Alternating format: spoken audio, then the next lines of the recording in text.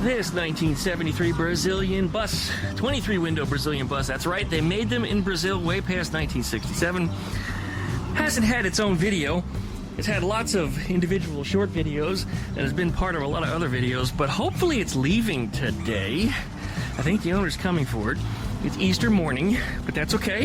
If he wants to have a happy holiday with this wonderful bus, then I think he should have that with his family. So anyway, we're going to take this thing for a quick test drive just before he shows up. Make sure everything is still good on it the way I left it. And if we get lucky, maybe they'll open up their taco stand across the street. Anyways, let's take her for a ride. It's that time. So, like, comment, and subscribe. Don't forget to pluck that dingle bell so you get updates every time I upload a video. Check out duckshit.net for all of my different social media links. And we'll see you guys right after that intro.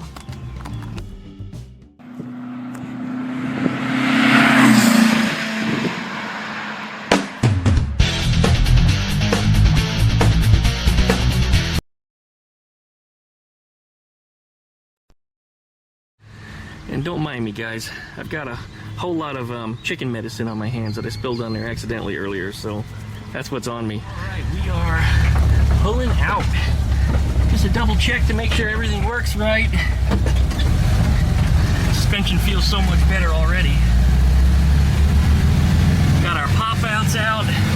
It's a beautiful morning, about, I don't know, 67, 68 degrees, something like that.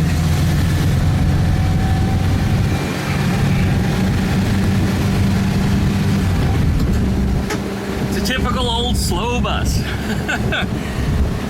Sorry about the wind noise. There's going to be a little bit of that. Of course, we've got the wonderful front pop-outs open. As we said, it's just a beautiful, beautiful morning. The rear suspension feels so much better than it did. Maybe we can go over these bumps now and I'm not thrown all over the place. Before, just even driving down a flat road, it would just toss you. It was really, really a bad ride. That rear suspension all bottomed out.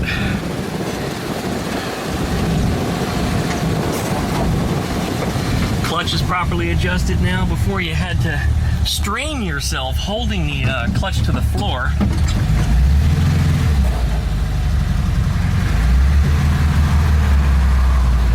There we go.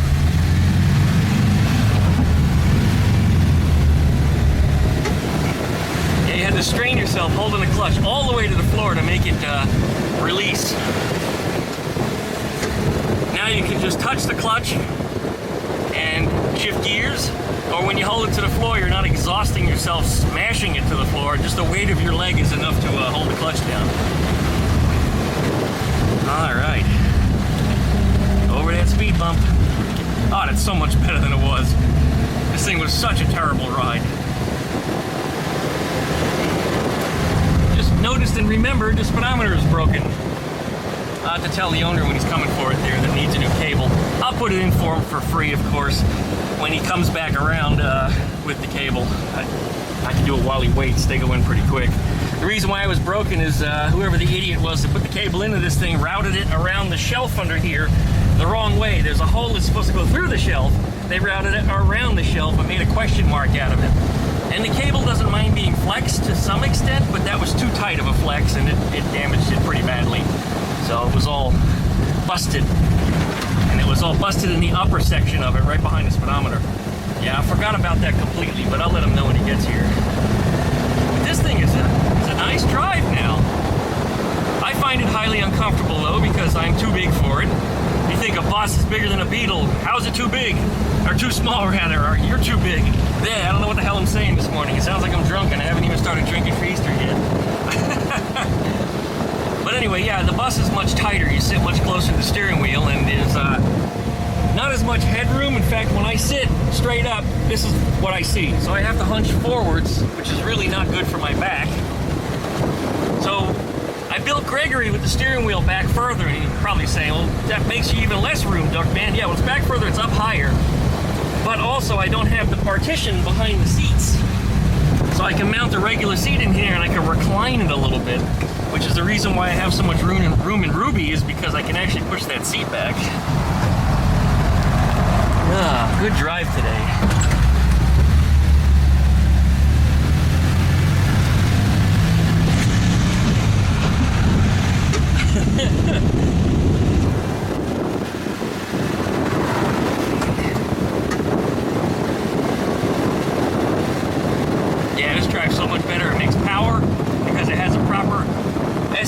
SVDA distributor now, which it didn't have before. It had a, well, I shouldn't say that. It had an SVDA, but it didn't work right. The timing on it was just frozen. It would not advance whatsoever. It also had a computer on it, which said Bosch on it, and it had all kinds of stuff in Portuguese on the side of it. I couldn't find a manual to it anywhere, and even if I did find the manual to it, I can't read Portuguese, so I didn't even know what I found. So nonetheless, we took all that out because that doesn't need to be there.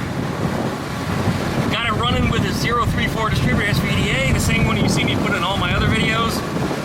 And it runs and drives so much better than it did. It's actually got power, and I'm not going to say that, you know, a bus is known for making a lot of power, but it drives a lot better than it did. That's for certain. Alright, we'll make one more pass through the neighborhood. Brakes are working good for drums. I did tell him, though, because there are copper brake lines on this, you're probably going to want to go through all the brake lines and replace them, because copper breaks really easily. Something hits them, that's the end of them. Of course, I recommend stainless brake lines. I'll make them myself. I told them this, if you want to bring the car back, I'll go through and replace all the brake lines. It's also got a single circuit master cylinder. Probably remember in 67, I think it was late 66 actually, Volkswagen upgraded all their systems to dual circuit brakes. The advantage of dual circuit brakes over single circuit is if single circuit gets one leak anywhere, you lose all your brakes around the car. If a dual circuit leaks anywhere, you still have at least half your brakes functional because the second circuit is completely independent.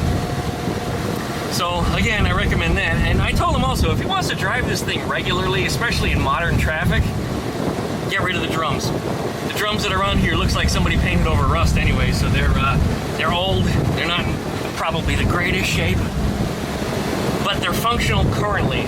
So the car is safe to drive as it is, but it could be better. And if you're going to be using it in any modern traffic, you probably want to consider, you know, ditching all that stuff. It also might be wise to get rid of the reduction boxes, because this thing gets winded really easily. You know, Volkswagen engines are not known for revs, and this engine doesn't have any real revs. And those reduction boxes reduce the gearing dramatically. I'm not turning off the turn signal here as I'm driving. I'm realizing that. I guess the auto shutoff doesn't work, or maybe it just doesn't have it. Maybe the tang is broken off the steering wheel.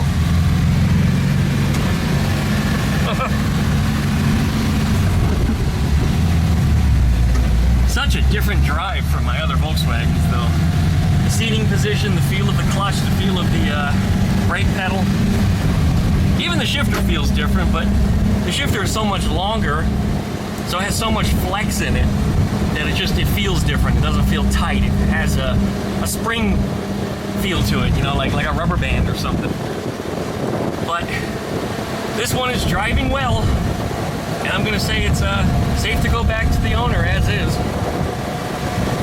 If he wants anything else done to it, of course he's welcome to come back, and he'll probably come back for the speedometer cable. Like I said, I'll do it for him. Just bring it out. I'll do it while you wait. I'm not even going to ask anything for it. Just bring it out. But this thing, he's a driver. It's a look or two. Looks better from a distance and up close. But, you know, just not everybody knows how to restore a Volkswagen, I guess. Hopefully the restoring this one lasts. Alright, going this way. The one thing I like about reduction boxes is you don't have to downshift that much, because you've got all that extra torque. Horn's working. Gotta love it.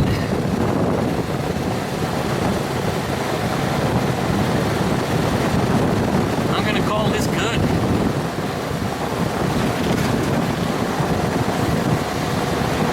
Alright, well, we're just about home. We'll get this thing parked and ready to go, so that way when he gets here, all he has to do is get in and drive away. I'm actually in 4th gear right now at probably about 20-25 miles an hour. You couldn't do that without reduction boxes. It would bog the engine down something fierce. Yeah, 4th gear. Incredible. Alright, well, there we are. Let me put this thing up in a parking spot. I'm not going to leave it in the street just because I don't trust the idiots the way they drive in this neighborhood. Alright, figure we'll have one last look at the engine. There we go. Belt is still on there. Everything looks good. Nothing looks loose. Nothing fell off. I reversed the spring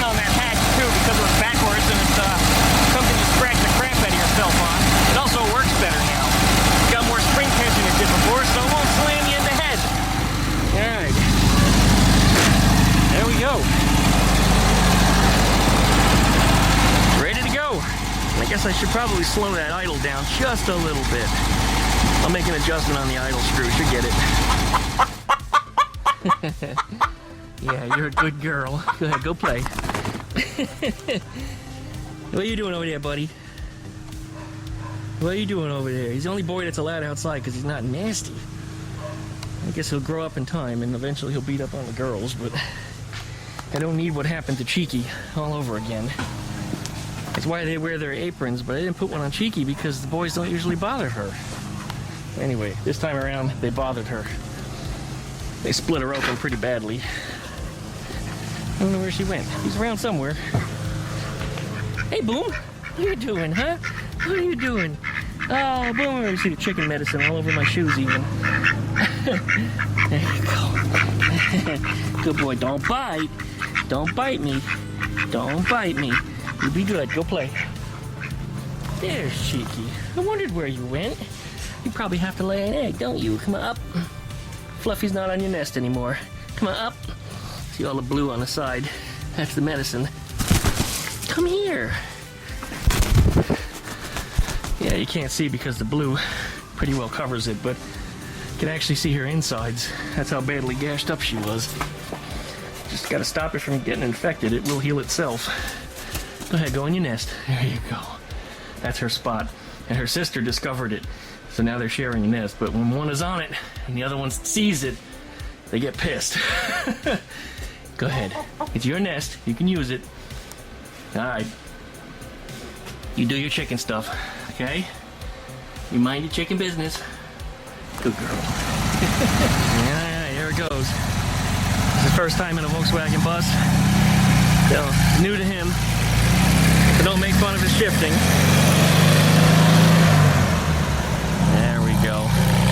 Off it goes. Another happy Volkswagen, courtesy of DuckmanCycles VW Garage. Well, he came on back after his first lap out of here just to tell me it drives so much better.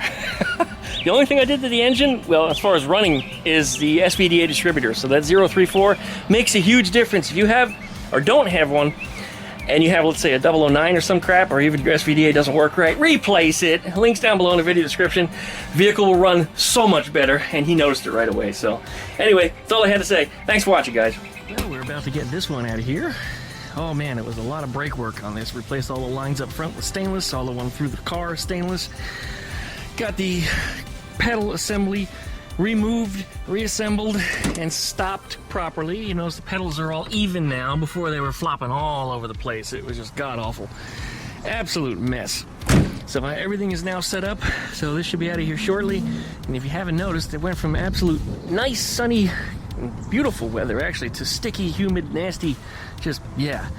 And I think it's about due to rain. In fact, looking at the rooftop here, looks like it may have rained just a little bit. But anyway, I guess it'll be it for this video. You'll be seeing some more of it coming up in the future because I'm sure it'll be back for some more work.